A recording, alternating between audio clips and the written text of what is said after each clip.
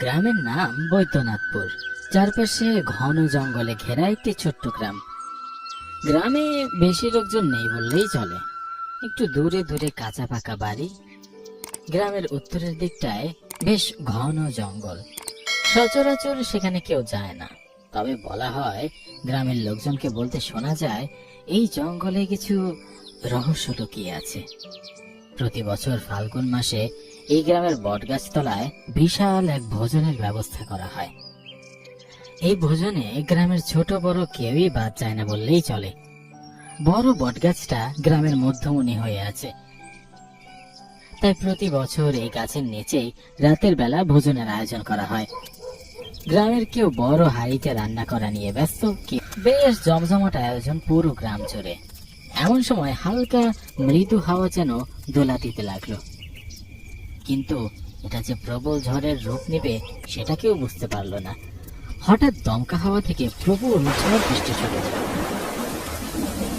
কেউ পাশের ঘরের চালার নিচে গিয়ে আশ্রয় নিল, কেউ বটগাছটার নিচে গিয়ে নিজেদের আশ্রয় খুঁজল। অন্ধকার চেয়ে গেছে চারপাশটায়। ঘরের চালার নিচে অংশু আর ওম দাঁড়িয়ে আছে।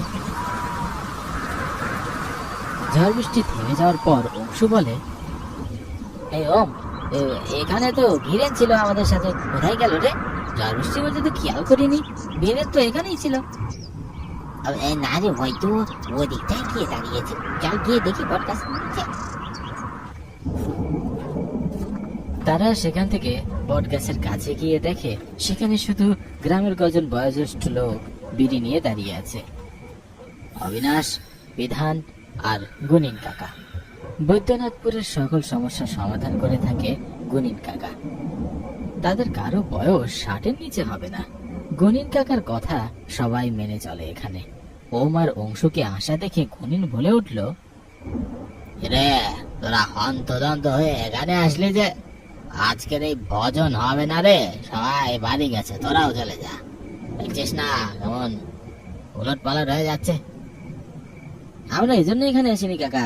বীরেন আমাদের সাথে ওই খড়ের চালার অভ্যাসটাতে ছিল, কিন্তু এখন দেখছি না। কি বলছিস কি? দেখ, ভালো করে দেখ, হয়তো বাড়ি চলে গেছে তোদের কিছু না বলেই। না গো কাকা, অংশী ঠিকই বলছে। এই ঝড় বৃষ্টির মধ্যে আমরা একসাথে ঘরের চালার নিচে গিয়ে দাঁড়িয়েছিলাম, কিন্তু এখন দেখছি না। ছেলে দুটোর কথা শুনে গুনিনের কপালে যেন ভাঁজ পড়ে গেল। অবিনাশ আর বিধানের দিকে তাকিয়ে যেন গুনিন কাকা কিছু বলতে চাইলেন, তার যে কিছু মনে পড়ে গেল তা অবিনাশ আর বিধান স্পষ্ট বুঝতে পেরেছে। বিধান বলে উঠল, উত্তর জঙ্গলে আগে দেখা দরকার আমাদের। এই ঝড় আমাদের কিছু মনে করিয়ে দিতে চাইছে। বিধান কাকা ভাঁজ কপালে কথাগুলো বললেন, আর এক মুহূর্ত দেরি না করে তারা 5 জন সেই জঙ্গলের উদ্দেশ্যে রওনা হলো।